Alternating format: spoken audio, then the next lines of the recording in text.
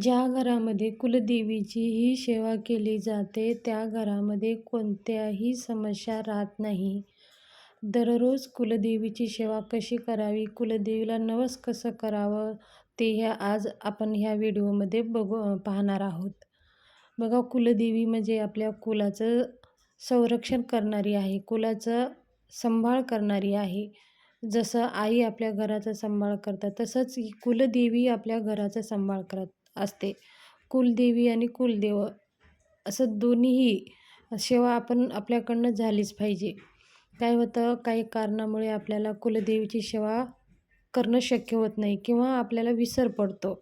म्हणून आपण इतर इकडं-तिकडं त्या देवाची, ह्या देवाची सेवा न करता आपण कुलदेवीची जर सेवा केली तर आपल्याला 100% आपल्या समस्या दूर होत असतात.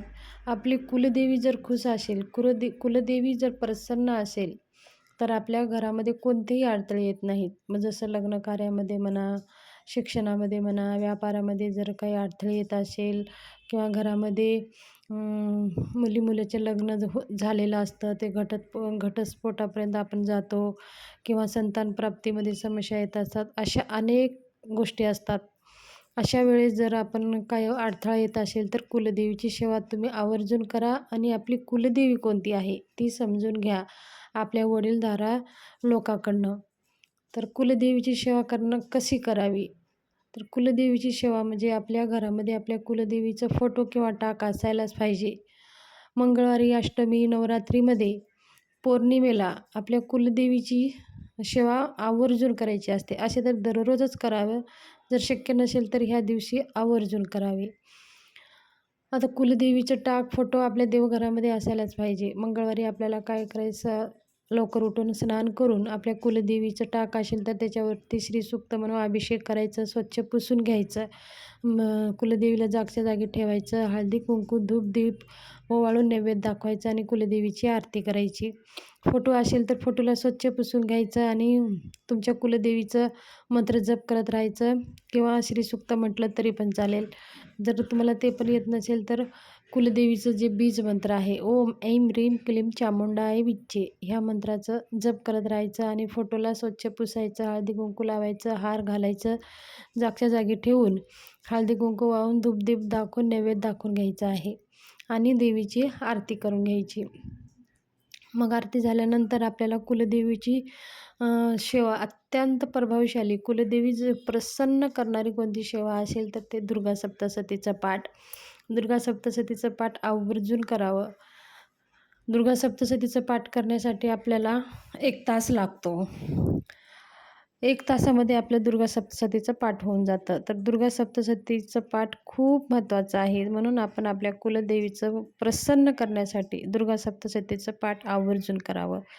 दुर्गा सप्तशतीचा पाठ करण्यासाठी पण काही नियम आहेत. आपल्याला दुर्गा सप्तशतीचा पाठ करण्यासाठी साडीच घालायची आहे, हातामध्ये बांगड्या घालायच्या आहेत, कपाळाला हळदी कुंकू, आपलं सौभाग्यवतीचे अलंकार घालायचं आहे आणि ग्रंथ ठेवण्यासाठी एक पाट ठेवायचा आहे.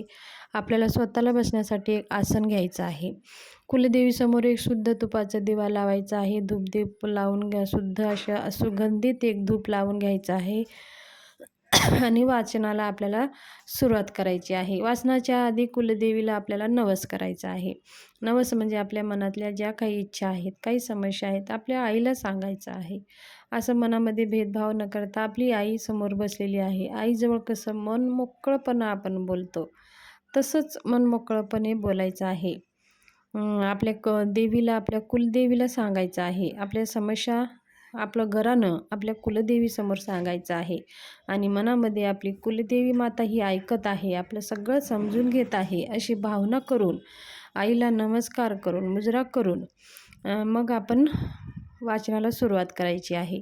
वाचन करण्यासाठी अगोदर आपल्याला 1 माळ श्री स्वामी समर्थ मंत्र आणि 1 माळ नवार्णव मंत्राचा जप करायचा आहे. नवार्णव मंत्र जप झाल्यानंतर आपल्याला दुर्गा सप्तशतीचं पाठ करण्यासाठी अगोदर स्वामी स्तवन म्हणायचं आहे, देवीचे 5 मंत्र म्हणायचे आहेत, नंतर दिव्य अपराध स्तोत्र, हे तिन्ही स्तोत्र अगोदर आपल्याला वाचून घ्यायचे आहेत. त्याच्यानंतर आपल्याला पहिला अध्यायापासून 13वा अध्यायापर्यंत वाचायचं आहे आणि मग नंतर क्षमा प्रार्थना स्तोत्र वाचायचं आहे. अशा प्रकारे आपल्याला हे दुर्गा सप्तशतीचं पाठ वाचायचं आहे. पाठ वाचताना आपल्याला ऐकायला येईल अशा आवाजामध्ये वाचायचं आहे. आणि पाठ वाचत असताना शक्यतर आपण मध्ये थांबू नये, उठू नये, कोणाला बोलू नये. म्हणजे एक लहरीमध्ये हा पाठ आपल्याला वाचायचा आहे. एका लहरीमध्ये जर वाचलं तर त्याच्या लहरी निर्माण होतात आणि ह्या जे काही भाव आहे ते आपल्या देवीपर्यंत पोहोचत असतं. म्हणून आपण दुर्गा सप्तशतीचं पाठ वाचन करत असताना आपल्याला मध्येच उठायचं नाही आणि बोलायचं नाही. अशा वेळेमध्येच हा दुर्गा सप्तशतीचा पाठ आपण करायचा आहे.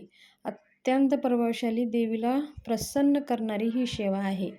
नवरात्रीमध्ये तुम्ही दररोज करू शकता, पण इतर वेळी आपण पौर्णिमा, अष्टमी, त्याच्यानंतर मंगळवार, शुक्रवारी ही सेवा आवर्जून करावी. त्याचबरोबर कुलदेवीचं मंत्र आपलं ओम ऐं ह्रीं क्लीं चामुंडाय विच्चे किंवा सर्वमंगल मांगल्ये शिवे सर्वार्थ साधिके शरण्ये त्र्यंबके गौरी नारायणी नमस्तुते. ह्या मंत्राचं एक माळ जप करू शकता किंवा नवार्णव मंत्राचे एक माळ तुम्ही जप करू शकता. नवार्णव मंत्र म्हणजे ह्या तिन्ही देवी, तीन म्हणजे महाकाली, महासरस्वती, महालक्ष्मी ह्या देवीचे बीज मंत्र आहेत. ह्या तिन्ही देवीचे बीज मंत्र आहे. कोणतीही तुमची कुलदेवी असू द्या, त्यांचे सगळे बीज मंत्र ह्या मंत्रामध्ये येतं. म्हणून हा नवार्णव मंत्र आहे. नवार्णव मंत्राचा आपण दररोज जर 9 माळा केल्या तर आपल्याला याचे अद्भुत असे फायदे होत असतात. जर 9 माळा शक्य नसेल तर तुम्ही 3 माळा करा. 3 माळा शक्य नसेल तर तुम्ही 1 माळा आवर्जून करा. ते पण शक्य नसेल तर 16 वेळेस तर दररोज आपण नवार्णव मंत्राचं जप करायचं आहे. अत्यंत प्रभावशाली ही सेवा आहे आपल्या कुलदेवीला प्रसन्न करण्यासाठी आणि कुलदेवीचं कृपा आशीर्वाद प्राप्त करण्यासाठी. तर कुलदेवीची सेवा कशी करावी त्याच्याविषयी माहिती शेअर करायची होती. माहिती कशी वाटली, आवडली असेल तर चॅनलला शेअर करा, सबस्क्राईब करा आणि लाईक करा. धन्यवाद. शुभ दिवस जावो.